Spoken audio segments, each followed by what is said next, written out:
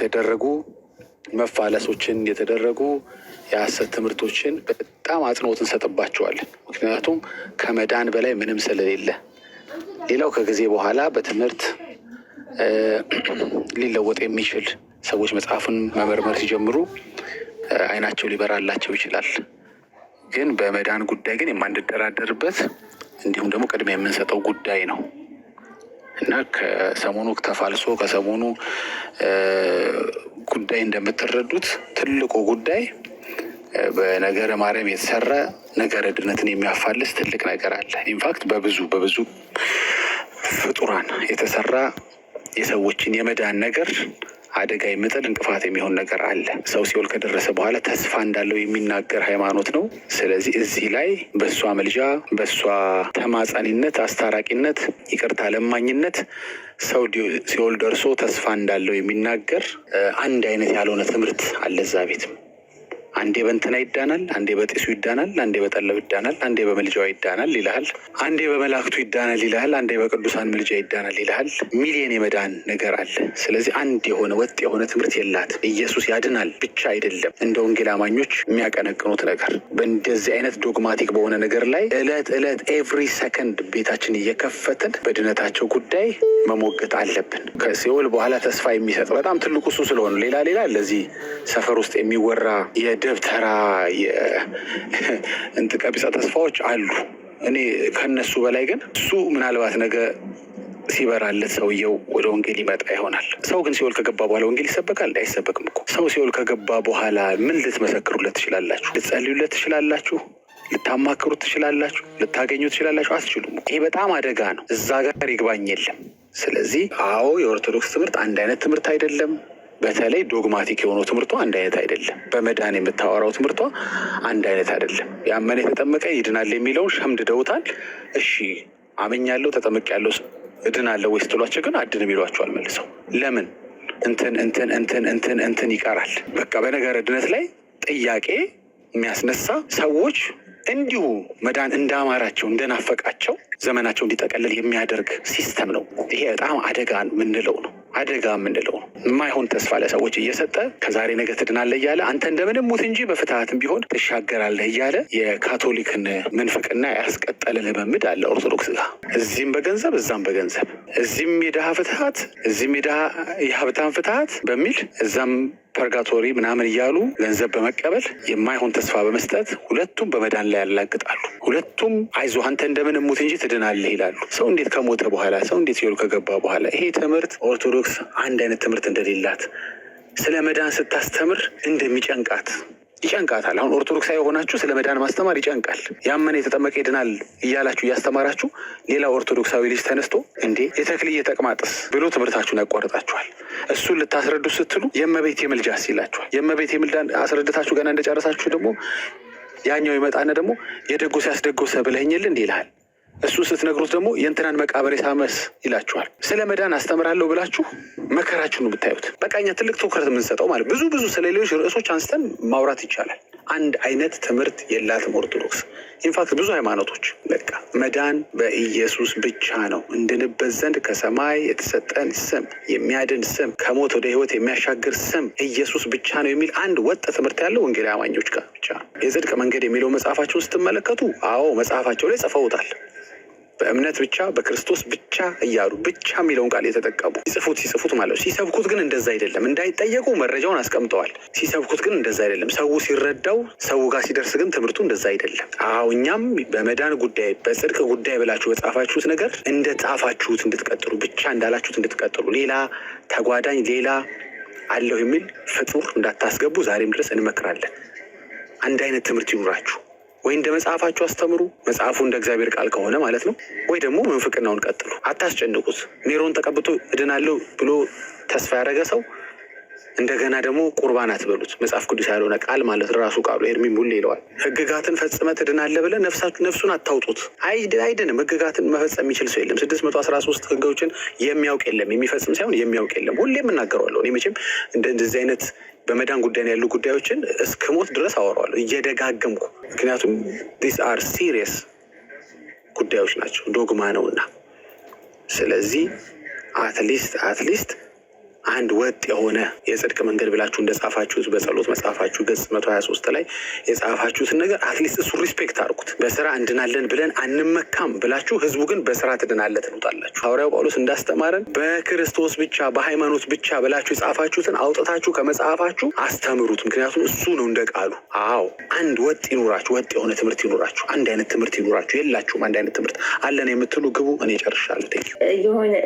የሆነ ቪዲዮ ለማሳየት ፈልጋለሁ።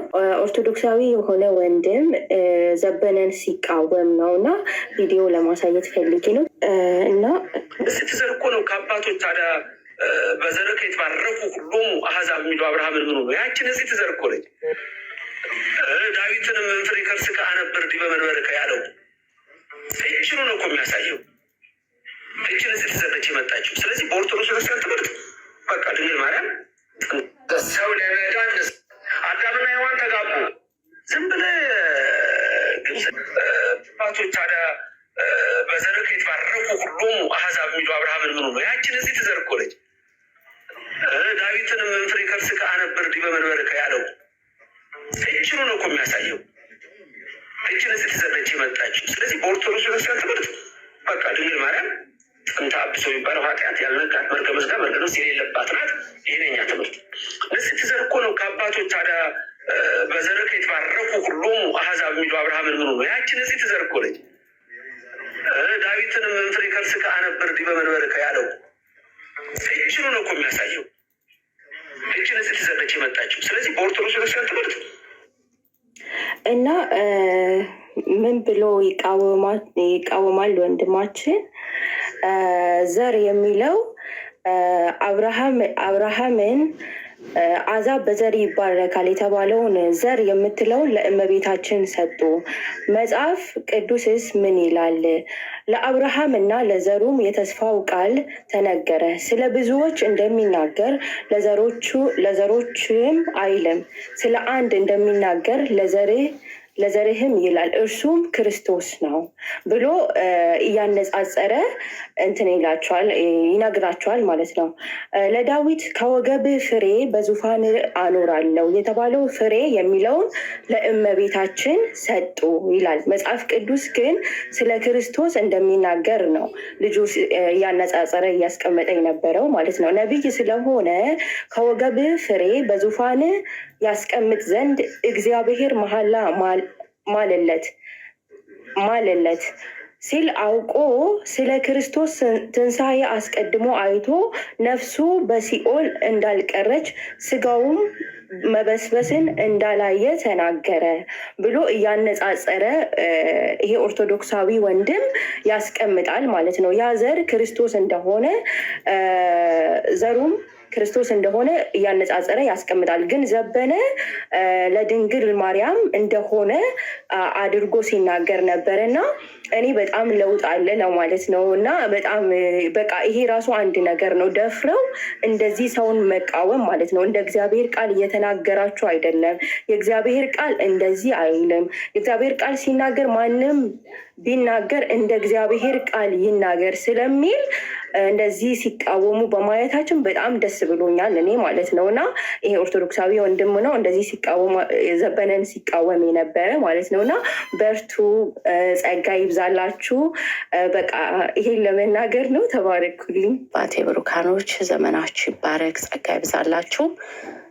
ተባረኩ። በጣም ነው ደስ የሚለው። እኔ ደግሞ አንድ ቪዲዮ ላሰማና ከቄስ ዲበኩሉ ቄስ ዲበኩሉ ፖስት አድርገው ነው። እንደውም ርዕስ ሰጥተዋል። አመሰግናለሁ ነው የሚለው ርዕሱ። እና ክቡር መልአከ ፀሐይ ጸዳሉ የሚባል መልአከ ፀሐይ ጸዳሉ ነጋሽ የሚባል የኢትዮጵያ ኦርቶዶክስ የሰው ኃይል አስተዳደር ዋና ክፍል መሪ የሆነ ሰው ነው እንግዲህ የሚናገረው። እናዳምጡና ዓለምን ለማዳን ከቅድስት ድንግል ማርያም ስጋን በተዋህዶ ነስቶ በቀራንዮ የመስቀልን መራራ ጽዋ የጠጣው ጌታችን አምላካችን መድኃኒታችን ኢየሱስ ክርስቶስ ሰዎች በልባቸው ከእውነት የተለየ የተሰወረ ሀሳብን ይዘው ወንጌልን ይናገሯት ይዘምሯት ዘንድ ፈጽሞ አይፈቅድም። የዓለምን ታሪክ ስናነብ ሰዎች በግልም ሆነ በህብረት ኃላፊ ጠፊ የሆነውን ንዋይ ለማግበስበስ ወንጌልን እንደ ለምድ ተጠቅመውባት በክርስቲያኖች መሀል መከፋፈልን፣ በሰው ልጆች መሀል ጦርነትን ፈጥረው እንዳለፉ እንገነዘባለን። ዛሬ ላይ ኦርቶዶክሳውያን ወጣቶች በማህበራዊ ብዙሃን መገናኛ ላይ እያነሱ የሚያራግቡት ደግሞ የርዕሰ ጉዳይ እነርሱ በቅንነት ጠላት በተሰወረ ሀሳብ የተጠመደ ወጥመዱን ዘርግቶ ስለሆነ በጉዳዩ ላይ ልናስብበት እንደሚገባ ክቡር መላከ ፀሐይ ጽላሉ ነጋሽ በኢትዮጵያ ኦርቶዶክስ ተዋሕዶ ቤተክርስቲያን ብዙኃን መገናኛ የሰው ኃይል አስተዳደር ዋና ክፍል አስገነዘቡ። በማህበራዊ ሚዲያ ላይ የምናያቸው ጉዳዮች ሁለት አብይ ተግባራትን ይዘው የሚንቀሳቀሱ ናቸው ብዬ አምናለሁ። አንደኛው የግል ጥቅም፣ የራስን ጥቅም ተኮር ናቸው። ሁለተኛው ደግሞ የቤተ ክርስቲያን ጠላቶች ለቤተ ክርስቲያኗ አጀንዳ ወቅታዊ አጀንዳ እየፈጠሩ የቤተ ክርስቲያኑን ከላይ እስከታች ያሉትን ከፋፍሎ ቤተ ክርስቲያኗ የምትፈልገውን ተግባራዊ ስራ ላለማከናወን ምዕመናንን እንዲጠብቁ ላለማድረግ የተፈለገ አጀንዳ ነው ብዬ አምናለሁ።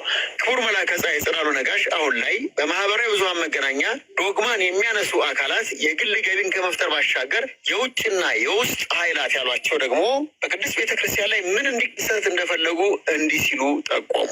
ሁለተኛው ደግሞ በተለይ የኢትዮጵያ ኦርቶዶክስ ምዕመናን ከሀገር ውስጥም ከሀገር ውጭም ያሉ ወጣቶች ትኩረት ሰጥተው ሊያዩት ሊያጤኑት እና ሊመፈትሹት የሚገባው ነገር ወቅታዊ አጀንዳ ነው።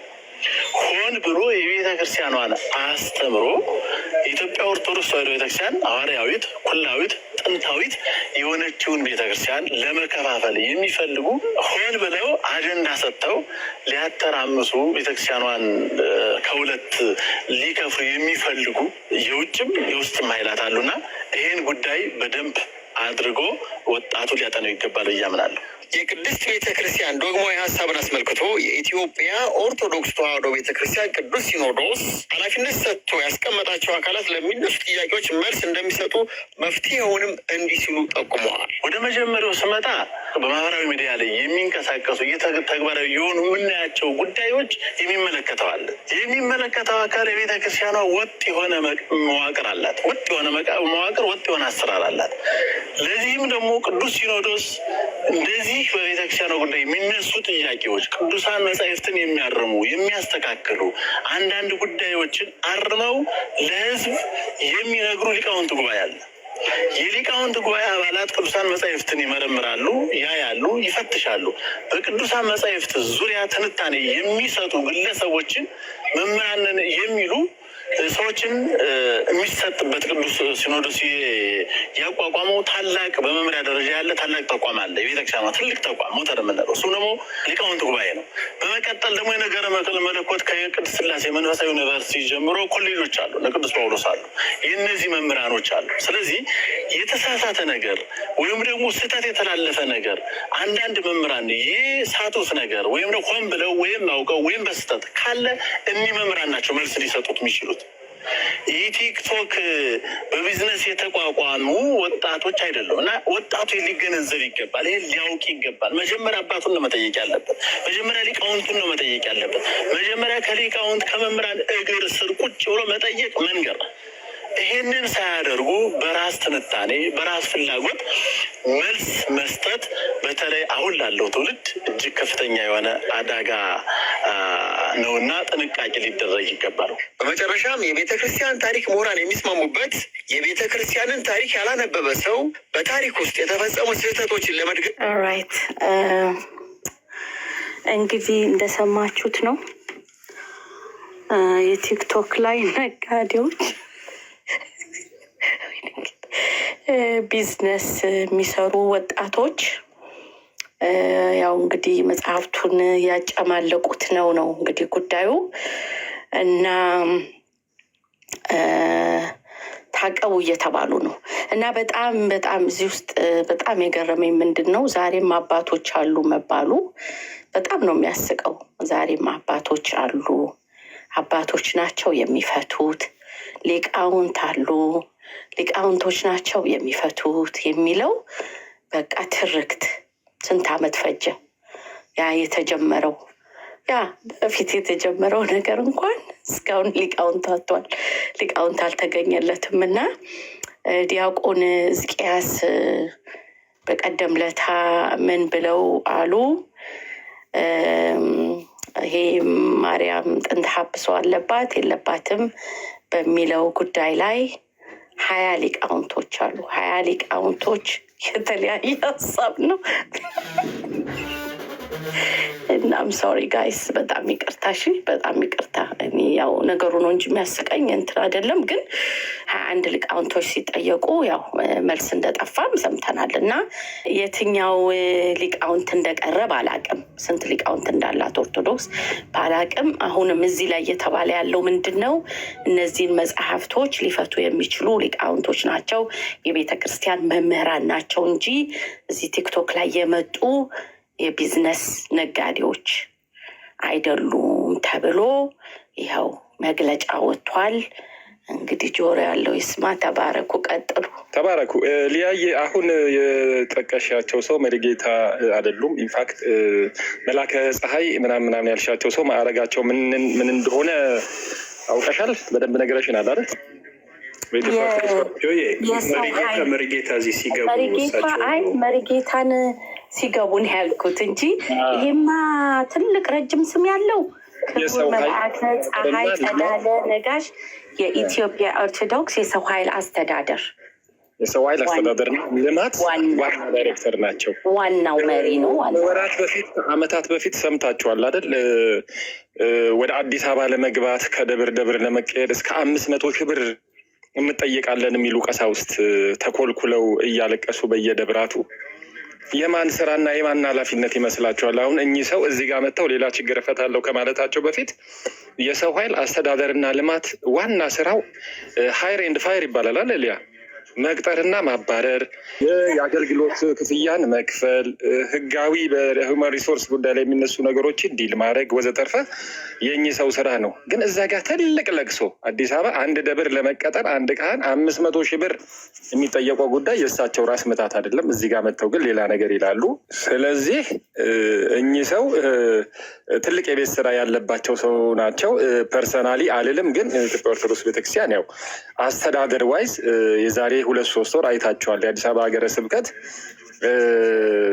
በብፁዕ ቅዱስ ሄኖክ የሚመራውና የአስተዳደር ኃላፊው ደግሞ የማነ ዘመንፈስ ቅዱስ ያሉበት ካህናቱ ተሰብስበው እንዴት አይነት ሮሮ እንደነበረ ሰው ለመቅጠር ታውቃላችሁ እንግዲህ ብዙ ብር ይከፈላል። ሰው ትራንስፈር ለማድረግ በሞተ ከዳ ሊበላ ይችላል። የሌለ ሰው የሞተ የለቀቀ ሰው አለ ተብሎ ደሞዝ ይበላል። በጣም ትልቅ አስተዳደራዊ ክፍተት አለ።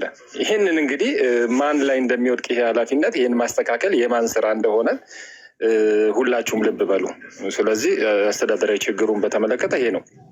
ቤተክርስቲያኗ እንግዲህ ወጥ ትምህርት የላትም አላት የሚለው ጉዳይ በጣም የሚገርመው እንግዲህ ከዚህ በፊት እኛ ነበርን የምንከሰሰው። በነገራችን ላይ ሁላችሁም ታውቃላችሁ። ጴንጤ በመጀመሪያ 45,000 ናችሁ። ሁሉም መጽሐፍ ለየራሱ የተረጉምና ከዛ 45,000 አይነት ትምህርት አለው። እኛ ግን አንድ ወጥ ትምህርት አለን ነበር የምንባለው። አንድ ወጥ ትምህርት እንግዲህ ይሄ ሶሻል ሚዲያ እግዚአብሔር ይስጠው ግፊት ሲመጣ ብዙ ነገር እየወጣ መጣ። አንድ አባባል አለ፣ ስትገረፍ ታወራዋለህ የሚባል። ሰው ሲገረፍ አንደር ፕሬዠር ነው የሚሆነው። ፕሬዠር ውስጥ አንደር ፕሬዠር ሲሆን ይናገራል። እንዲህም አድርግ ያለው ያ ሰውዬ እንዳለው ማለት ነው። ሲገረፍ ገመድ ሰርቅ ያለው ነበር ያለው። በኋላ ሲገረፍ አይ ትንሽ ጋሪም ነገር ታስሮ ነበር ገመዱ ላይ አለ። በደንብ ሲገረፍ ምን አለ? አይ ወርቅ ጋሪው ላይ ነበር አለ። እና ስትገረፍ ታወራዋለህ ነገር አንደር ፕሬዠር ብዙ ነገር እየወጣ ነው። ግፊት ላይ ሲሆኑ እንግዲህ ብዙ የትምህርት ልዩነት አየን። እንግዲህ ሊያ ስትናገር ነበር ቅድም 21 ሰው አሉ ቀሲስ መሰሉኝ ሕዝቅያስ ደውዬ 21 አይነት ትምህርት ነው። የሚገርም ነው። በዚህ በሜሪዮሎጂ ላይ በማርያም ጥንተ ሐብሶ ጉዳይ ላይ 21 አይነት። እኔ ራሱ ከ2 ከ3 ይበልጣል ብዬ አላስብም ነበር።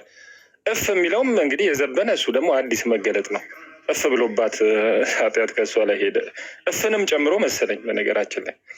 ኤኒዌይ እንግዲህ በታቦት ዙሪያ የብሉይ ኪዳን ታቦት አለንና የለንም የሚሉ ሰማን። እግዚአብሔር ይስጠው። በጣም ጥሩ ልብ ያለው ሰው ነው።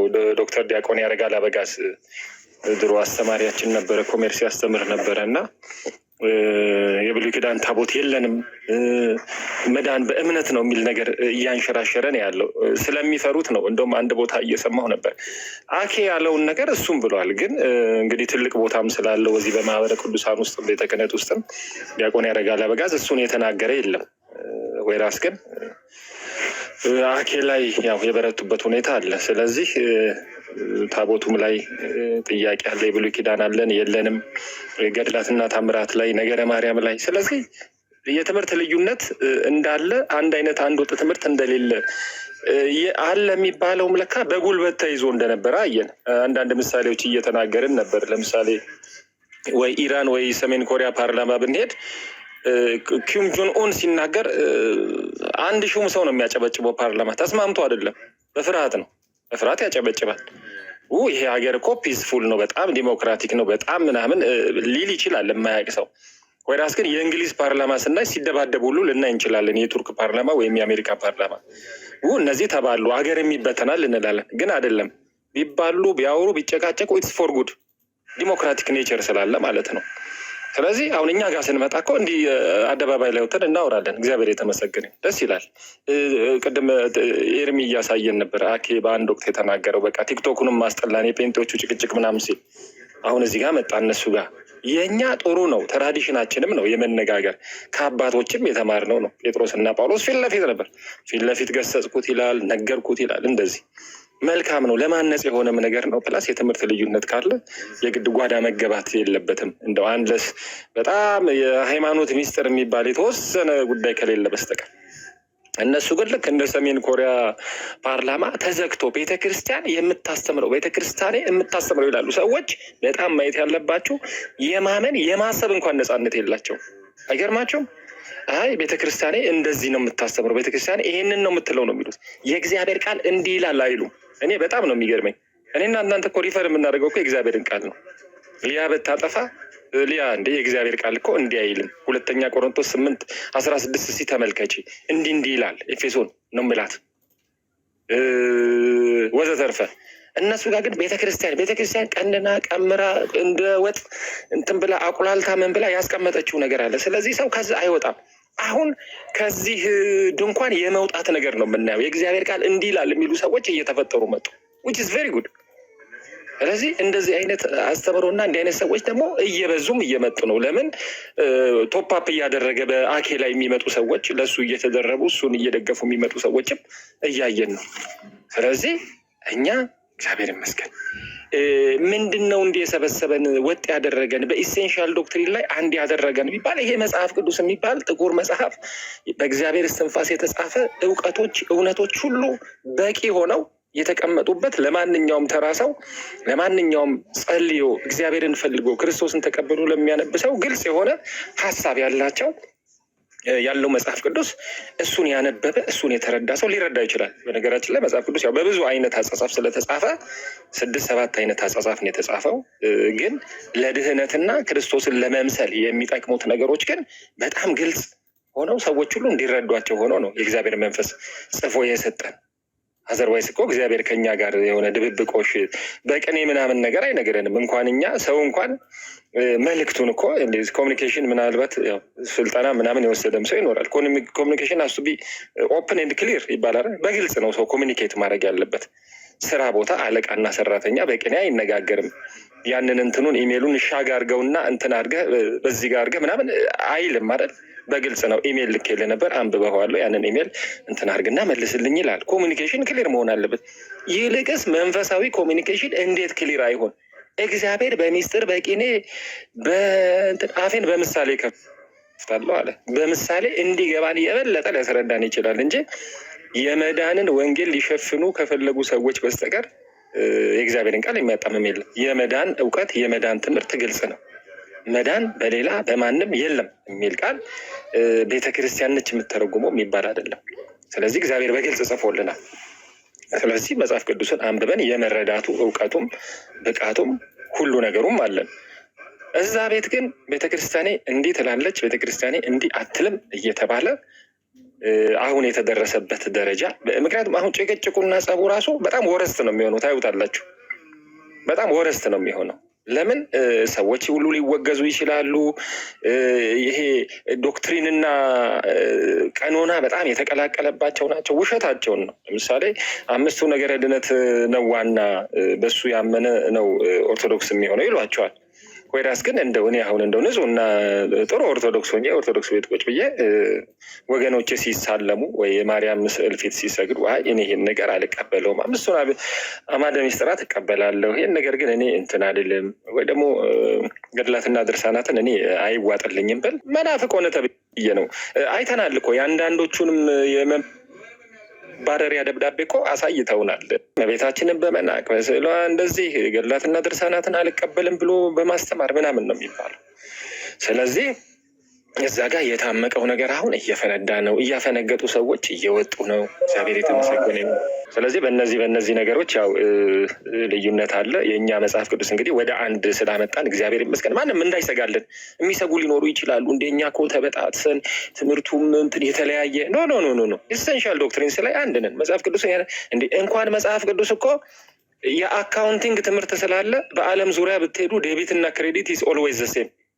የሚገርመው ነገር የአካውንቲንግ መጽሐፍ አንድ የአካውንቲንግ አስተሳሰብ ያመጣ የእግዚአብሔር እስትንፋስ ያለበት መጽሐፍ ቅዱስ እንዴት አንድ አይነት አስተሳሰብ አያመጣም?